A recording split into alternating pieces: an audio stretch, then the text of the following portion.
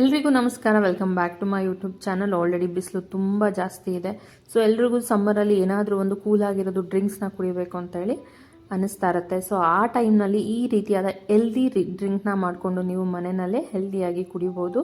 ಅದು ಹೇಗೆ ಅಂದರೆ, ನಾನಿಲ್ಲಿ ತುರಿದಿಟ್ಕೊಂಡಿರುವಂಥ ಬೆಟ್ಟದ ನಲ್ಲಿಕಾಯಿ, ಅಂದರೆ ಬೆಟ್ಟದ ನಲ್ಲಿಕಾಯಿನ ಮಜ್ಜಿಗೆ ಹೇಗೆ ಮನೆಯಲ್ಲಿ ಈಸಿಯಾಗಿ ಮಾಡ್ಕೊಳ್ಬೋದು ಈ ಸಮ್ಮರ್ನಲ್ಲಿ ಅಂತೇಳಿ ಇವತ್ತಿನ ವಿಡಿಯೋದಲ್ಲಿ ತಿಳಿಸ್ಕೊಡ್ತಾ ಇದ್ದೀನಿ. ಮೊದಲಿಗೆ ನಾನಿಲ್ಲಿ ತುರಿದಿಟ್ಕೊಂಡಿರುವಂಥ ಆಮ್ಲ ಅಂದರೆ ಬೆಟ್ಟದ ನಲ್ಲಿಕಾಯಿನ ನಾನಿಲ್ಲಿ 2ರಿಂದ 3 ಬೆಟ್ಟದ ನಲ್ಲಿಕಾಯಿನ ತುರಿದಿಟ್ಕೊಂಡಿದ್ದೀನಿ. ಮತ್ತು ಖಾರಕ್ಕೆ ಸ್ವಲ್ಪ ಹಸಿರು ಮೆಣಸಿನ್ಕಾಯಿನ ತೊಗೊಳ್ತಾ ಇದ್ದೀನಿ. ನಂತರ ನಾನು ಇಲ್ಲಿ ಕರಿಬೇವಿನ ಸೊಪ್ಪು ಹಾಗೆ ನಾನಿಲ್ಲಿ ಶುಂಠಿನ ತೊಗೊಳ್ತಾ ಇದ್ದೀನಿ.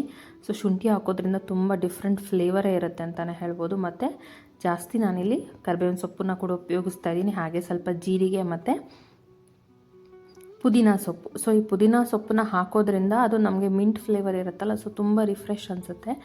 ಮೊದಲಿಗೆ ಒಂದು ಮಿಕ್ಸರ್ ಜಾರ್ನ ತೊಗೊಂಡು ನಾನಿಲ್ಲಿ ಸ್ವಲ್ಪ ಜೀರಿಗೆನ ಹಾಕ್ಕೊಳ್ತಾ ಇದ್ದೀನಿ, ಸ್ವಲ್ಪ ಹಸಿರು ಮೆಣಸಿನ್ಕಾಯಿ, ಹಾಗೆ ನಾನಿಲ್ಲಿ ಕರಿಬೇವಿನ ಸೊಪ್ಪನ್ನ ಹಾಕ್ಕೊಳ್ತಾ ಇದ್ದೀನಿ. ನಾನಿಲ್ಲಿ ಕರಿಬೇವಿನ ಸೊಪ್ಪನ್ನ ಚೆನ್ನಾಗಿ ತೊಳೆದು ನಂತರ ಅದನ್ನು ಉಪಯೋಗಿಸ್ತಾ ಇದ್ದೀನಿ.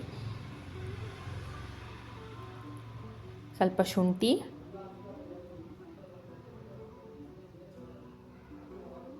ಹಾಗೆ ಪುದೀನ ಸೊಪ್ಪು,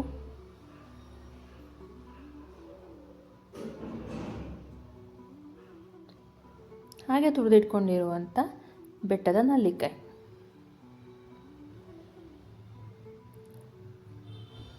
ಈ ಡ್ರಿಂಕ್ ತುಂಬ ಟೇಸ್ಟಿಯಾಗಿರುತ್ತೆ. ಒಂದ್ಸಲ ನೀವು ಟ್ರೈ ಮಾಡಿ, ಮಿಸ್ ಮಾಡಬೇಡಿ. ಇದನ್ನು ನೀವು ಮಾಡಿಟ್ಟು ಫ್ರಿಡ್ಜ್ನಲ್ಲಿ ನೀವು ಪ್ರತಿದಿನ ಮಧ್ಯಾಹ್ನ ಈ ಸಮ್ಮರ್ ಎಂಡ್ ಆಗೋ ತನಕ ಕುಡಿಬೋದು. ಪ್ರತಿದಿನ ಬೆಳಗ್ಗೆ ಮಾಡಿಟ್ಟು ಮಧ್ಯಾಹ್ನ ನೀವು ಸಮ್ಮರ್ನಲ್ಲಿ ಇದನ್ನು ಸೇವಿಸ್ಬೋದು.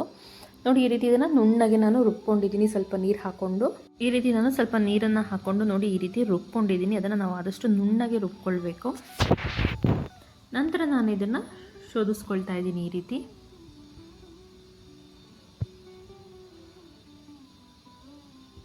ಇದು ತುಂಬ ರಿಫ್ರೆಶ್ ಆಗಿರುತ್ತೆ. ಸೊ ಹೆಲ್ದಿ ವರ್ಷನ್ ಕೂಡ ಇದು.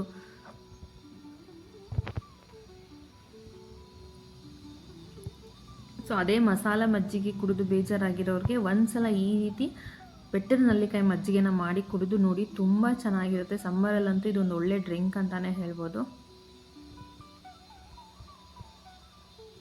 ನೋಡಿ, ಈ ರೀತಿ ಎಲ್ಲದನ್ನು ಸ್ಕ್ವೀಸ್ ಮಾಡ್ಕೋಬೇಕು ನಾವು.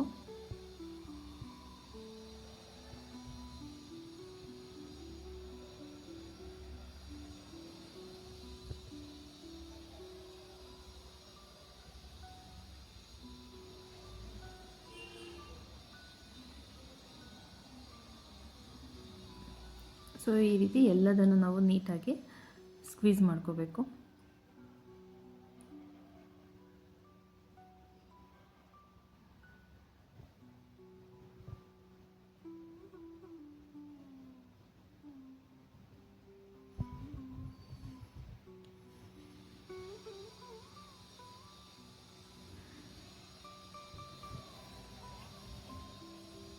ನಂತರ ನಾನಿಲ್ಲಿ ಇದಕ್ಕೆ ಇನ್ನೂ ಸ್ವಲ್ಪ ನೀರನ್ನು ಹಾಕ್ಕೊಂಡು ನಾನು ಮತ್ತೆ ಅದನ್ನು ರುಬ್ಕೊಳ್ತಾ ಇದ್ದೀನಿ.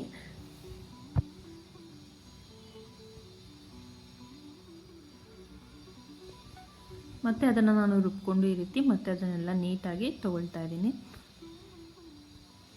ಸೊ ನಮಗೆ ಅದರಿಂದ ಎಷ್ಟು ರಸನ ನಾವು ಸ್ಕ್ವೀಸ್ ಮಾಡ್ಕೋಬೋದು ಅಷ್ಟು ನೀರನ್ನು ಹಾಕಿ ನಾವು ಚೆನ್ನಾಗಿ ಮತ್ತೆ ರುಬ್ಕೊಂಡು ಈ ರೀತಿ ಮಾಡ್ಕೊಳ್ಬೇಕಾಗತ್ತೆ.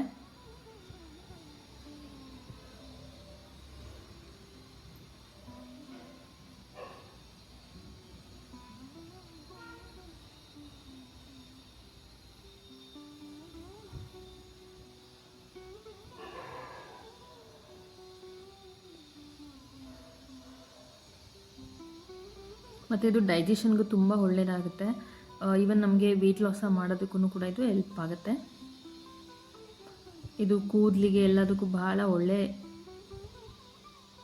ಡ್ರಿಂಕ್ ಅಂತಲೇ ಹೇಳ್ಬೋದು.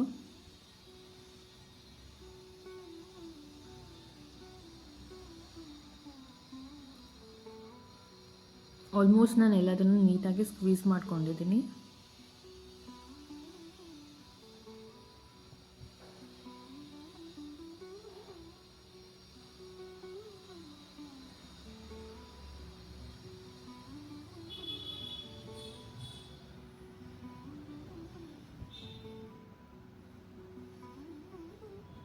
ಇವಾಗ ನಾನು ಇದಕ್ಕೆ ಮೊಸರನ್ನ ಆ್ಯಡ್ ಮಾಡ್ಕೊಳ್ತಾ ಇದ್ದೀನಿ.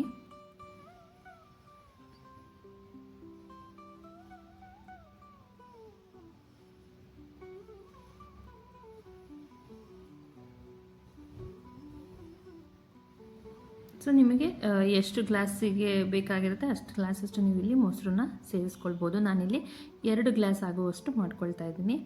ನಂತರ ನಾನಿಲ್ಲಿ ರುಚಿಗೆ ತಕ್ಕಷ್ಟು ಉಪ್ಪನ್ನು ಹಾಕ್ಕೊಳ್ತಾ ಇದ್ದೀನಿ.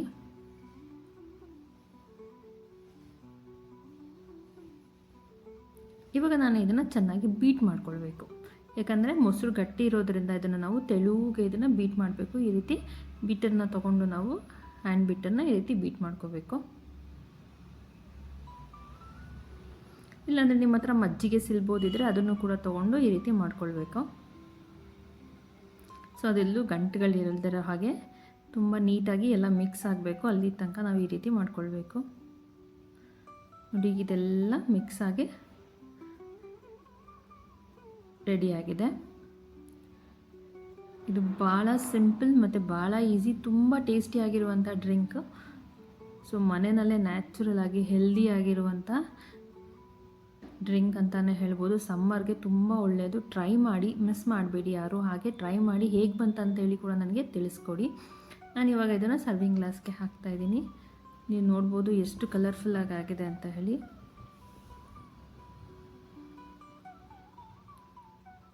ಸೊ ಇವಾಗ ಇದು ರೆಡಿ ಆಯಿತು. ವಿಡಿಯೋ ಇಷ್ಟ ಆದರೆ ಲೈಕ್, ಶೇರ್, ಸಬ್ಸ್ಕ್ರೈಬ್ ಮಾಡೋದನ್ನು ಮರಿಬೇಡಿ. Thank you.